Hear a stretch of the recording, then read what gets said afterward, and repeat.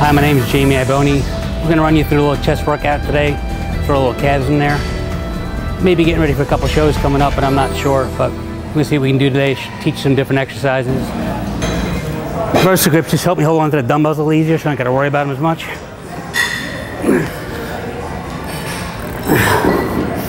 When I do chest, I like to bring the dumbbells down pretty far so I get a good stretch. And the dumbbells, I just find I can't do flat bench too much anymore because my shoulders start to get affected by them. So I find the dumbbells get a little more range of motion without the risk of injury. We'll start with a couple of warm-up sets because me being a little bit older, as much as I hate to admit it, I got to warm up pretty good. The calves I try to get in 2 or 3 times a week. Just one of those muscle groups you can train a little more often. This happens to be one of my favorite ones. I like bringing it all the way down, getting a stretch. And then when I come up top, it doesn't come all the way up and squeeze it real tight. It almost feels like a cramp at the top. But without that squeeze at the top, your calves will never grow as much as it hurts.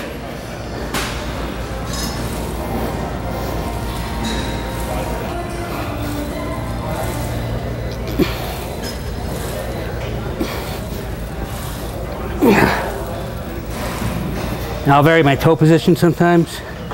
Turn them this way. Just by changing the angle a little bit, you focus on one head of the calf more than the other. Sometimes I'll turn them straight on this way, and other times I'll turn them in this way, just to get a different variation. I'm gonna start sweating soon. A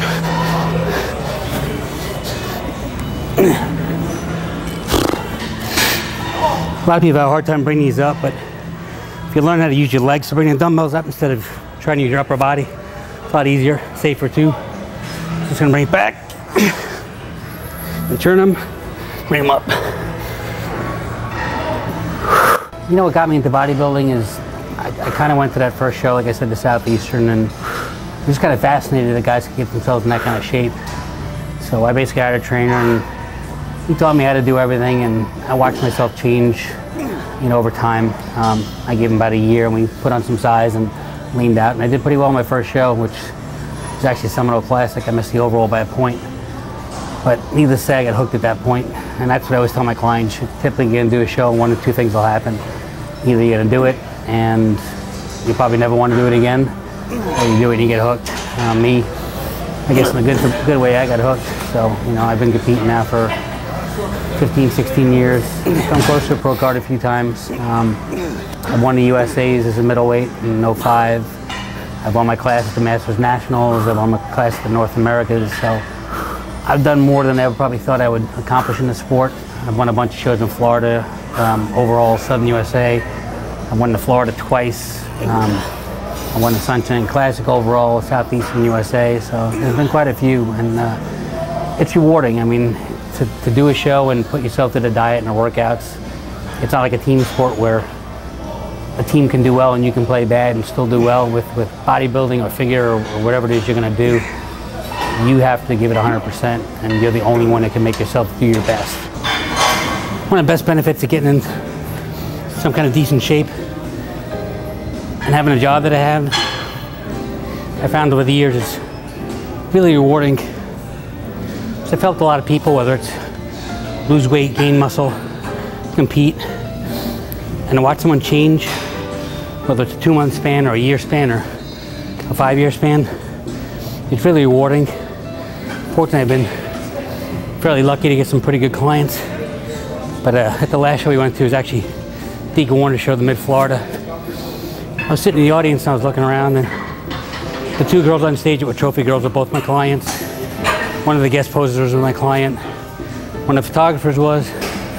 And I'm looking around and I've realized I've become fairly successful in what I do. And the monetary part's great, but in all honesty, it's rewarding watching all these people do well and knowing that I have something that's a passion in my life I've kind of instilled in other people. And that's what you want to do in this. You want to make this a passion and believe in what you can do with it and give it everything you can. That's how you do the best you can.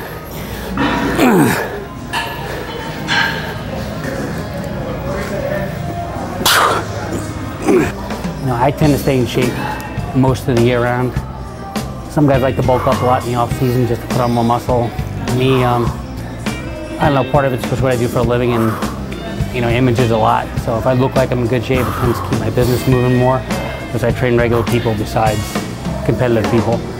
So I'm normally no more than probably 8 weeks out from a competition. I'm actually thinking about doing a couple here, maybe in the near future, possibly Masters Nationals again, just see what I can do up there, and maybe USA's. If that doesn't work out, there's the North Americas up in Cleveland.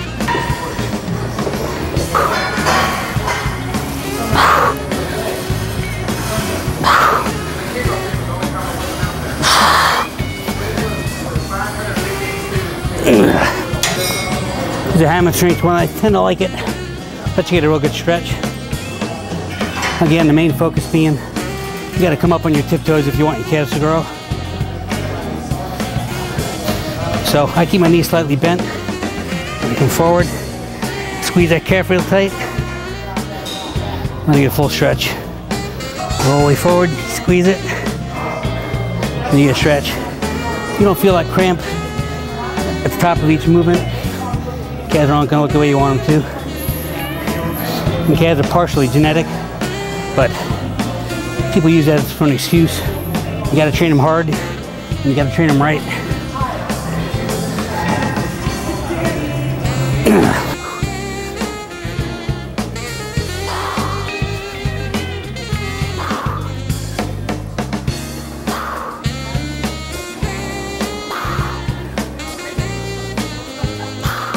You know, as far as my own show prep, like I said, everyone's different depending on what your body type is like. You know, some people work well on a ketogenic diet. Some people work well on a higher carb diet. Some do a lot of cardio, some don't do much cardio. Me, myself, I tend to work really well on high carbs. I mean, when I'm not particularly dieting for a show, I can get away with eating 500 or 600 grams of carbs a day, and I stay pretty lean without doing a lot of cardio.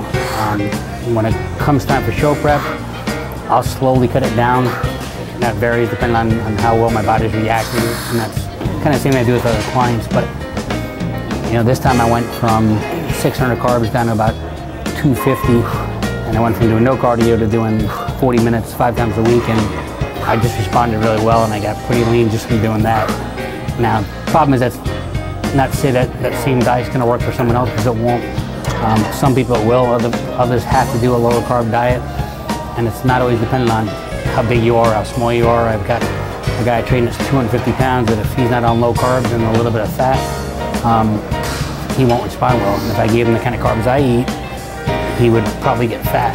So, you know, when you look at your own diet or whoever you have do your diet, just keep in mind that not one diet's going to work the same for everyone.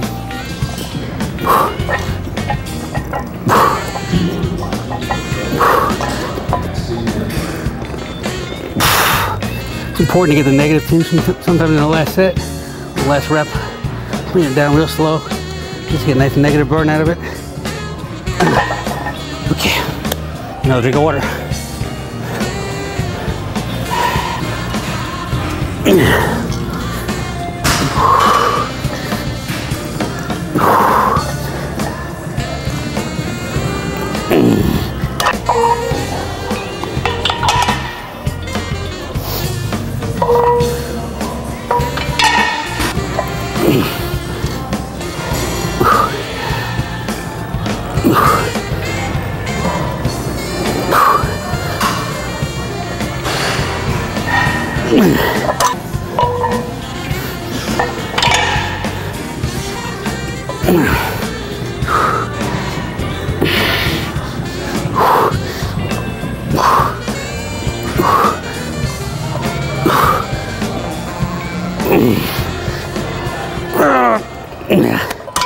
All right, felt good. All you're trying to do when you do a drop set really is force some extra blood into that muscle. You know, if you do 8 reps and you go to failure, you want to get some more in there. You lighten up the weight and just keep forcing it. What it does is engorges your muscle with blood. That's why right now I got a good pump in my chest. Unfortunately, you never get stale like that afterwards, but while you're doing it, you look yourself in the mirror, you're like, ah, look good. So just something you do to shock your body a little bit. The flies are another one I try to vary. Sometimes I use cables, sometimes I use a pec deck machine, a lot of times I'll do dumbbells. Let's do a superset. Basically, you can do 2 different exercises. So we're gonna do some cable flies. I'm gonna hop over to the wide grip hammer strength to squeeze some more blood into it. Make sure I'm centered real good. Take a step back. All I'm gonna do is balance myself, take a little step forward, and squeeze. So I'm gonna come here, out, forward, squeeze them together. This one's real good for bringing that detail work in your chest.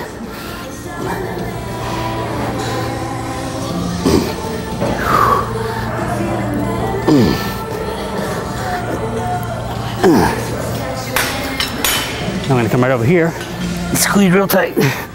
So over here, back, and squeeze.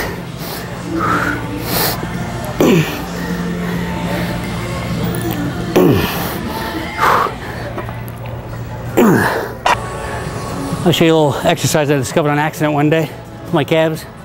It's actually a back machine. You're supposed to do pull downs on it. But I was struggling one day and I came up on my toes a little bit and I felt my calves. So I kind of turned it into my own personal calf machine. And what I do is I just sit underneath. It's kind of like donkey calves, but for some reason I feel these a lot. What I actually do is actually just take the machine and pull it right off the ground. Squeeze my calf real tight at the top. And just come back down. Keep a nice steady motion on it. Squeeze. Back down. You may want to check it with your gym and see if you're allowed to do this before you do it, but